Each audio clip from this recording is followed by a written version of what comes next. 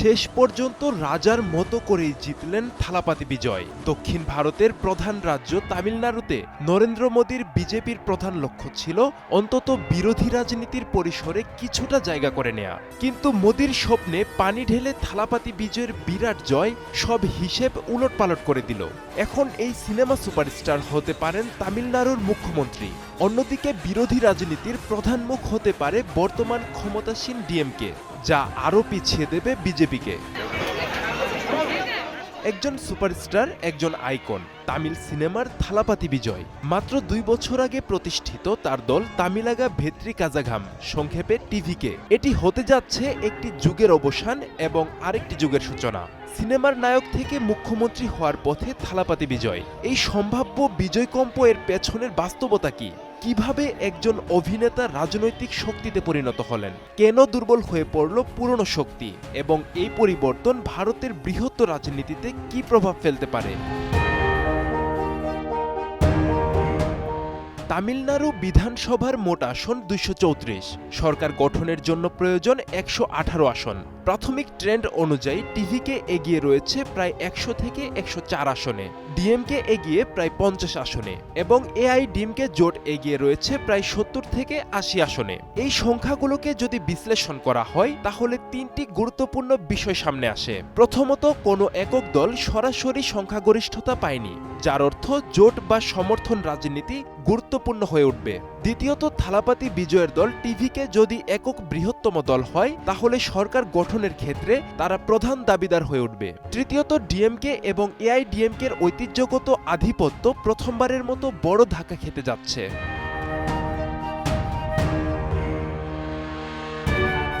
তামিলনাড়ুর রাজনীতির সবচেয়ে অনন্য বৈশিষ্ট্য সিনেমা এবং রাজনীতির গভীর সম্পর্ক। এখানে সিনেমার নায়করা শুধু বিনোদন দেন না, তারা মানুষের আশা আকাঙ্ক্ষার প্রতীক হয়ে ওঠেন। এই বাস্তবতা থেকেই উঠে এসেছে একাধিক রাজনৈতিক কিংবদন্তি। এম.জি. রামাচন্দ্রন তামিল সিনেমার সুপারস্টার থেকে মুখ্যমন্ত্রী এবং 3 দফায় ক্ষমতায় ছিলেন। জয়ললিতা জনপ্রিয় নায়িকা থেকে 6 বারের মুখ্যমন্ত্রী, দীর্ঘদিন এআইডিএমকের নেতৃত্ব দিয়েছেন। এম করুণানিধি যদিও অভিনেতা নন, কিন্তু চিত্রনাট্যকার হিসেবে সিনেমার সাথে যুক্ত ছিলেন এবং 5 বার মুখ্যমন্ত্রী হয়েছেন। এই ধারাবাহিকতা দেখায় তামিলনাড়ুতে স্টারডম শুধু জনপ্রিয়তা নয়, এটি একটি রাজনৈতিক পুঁজি। বিজয় থালাপাতির উত্থান হঠাৎ নয়, এটি একটি পরিকল্পিত ধাপে ধাপে তৈরি হওয়া রাজনৈতিক যাত্রা। তার কেরিয়ার শুরু হয়েছিল একজন জনপ্রিয় অভিনেতা হিসেবে, কিন্তু সময়ের সাথে সাথে তার সিনেমাগুলোতে রাজনৈতিক বার্তা বাড়তে থাকে। তার চলচ্চিত্রগুলোতে দেখা যায় দুর্নীতির বিরুদ্ধে লড়াই, সাধারণ মানুষের পক্ষে অবস্থান, শিক্ষা ও সামাজিক ন্যায়ের দাবি। এই বার্তাগুলো ধীরে ধীরে তার ব্যক্তিগত ইমেজের অংশ হয়ে ওঠে। এর পাশাপাশি তার ফ্যান ক্লাবগুলোকে তিনি সংগঠিত করেন। এই ফ্যান ক্লাবগুলো রক্তদান কর্মসূচি, ত্রাণ কার্যক্রম ও সামাজিক উদ্যোগের মাধ্যমে জনগণের সাথে সরাসরি সংযোগ তৈরি করে। পরে এই নেটওয়ার্কের রূপ নেয় রাজনৈতিক সংগঠনে। ডিএমকে এবং এআইডিএমকের দীর্ঘদিনের আধিপত্য একসময় শক্তি ছিল, কিন্তু এখন সেটি দুর্বলতার কারণ হয়ে দাঁড়িয়েছে। কারণ দীর্ঘদিন ক্ষমতায় থাকার ফলে অ্যান্টি ইনকামবেন্সি, দুর্নীতির অভিযোগ, পরিবারতন্ত্রের সমালোচনা ও নেতৃত্বের পরিবর্তনে অস্থিরতা তৈরি হয়েছে। বিশেষ করে জয়ললিতা এবং করুণানিধির মৃত্যুর পর 2 দলই ক্যারিশমাটিক নেতৃত্বের ঘাটতিতে ভুগছে।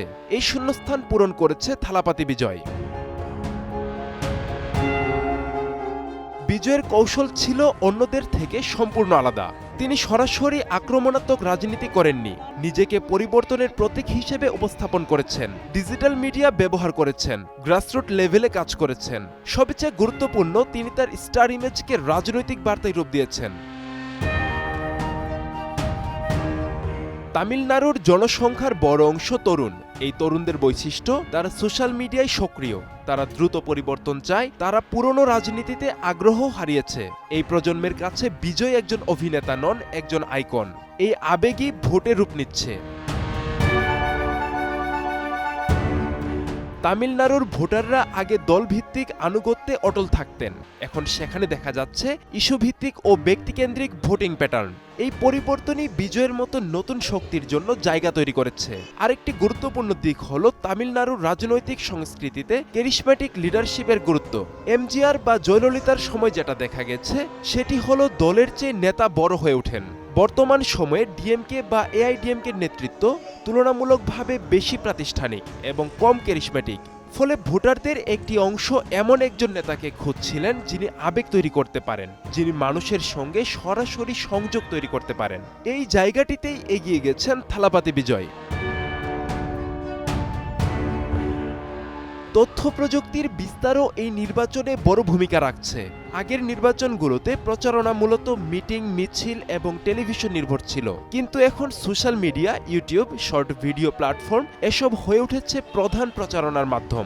বিজয় এই ডিজিটাল প্ল্যাটফর্মগুলো খুব দক্ষতার সঙ্গে ব্যবহার করেছেন। তার বার্তা দ্রুত ছড়িয়ে পড়েছে তরুণ ভোটারদের মধ্যে, যারা ঐতিহ্যগত রাজনৈতিক প্রচারণার বাইরে থাকে।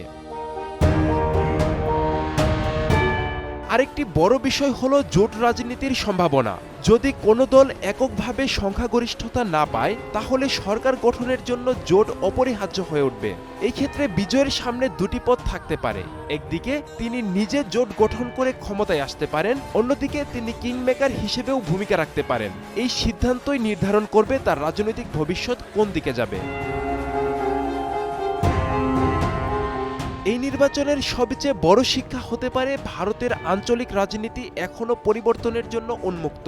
দীর্ঘদিন ধরে একই শক্তির আধিপত্য থাকলেও সঠিক সময়, সঠিক নেতৃত্ব এবং সঠিক কৌশল থাকলে নতুন শক্তির উত্থান সম্ভব। তামিলনাড়ুর এই নির্বাচন সেই সম্ভাবনার একটি বড় উদাহরণ হয়ে উঠতে পারে। তাহলে কি সত্যিই তামিলনাড়ুতে শুরু হতে যাচ্ছে নতুন যুগ, যেখানে পর্দার নায়ক হয়ে উঠবেন জনতার মুখ্যমন্ত্রী, নাকি এটি কেবল একটি ক্ষণস্থায়ী ঢেউ?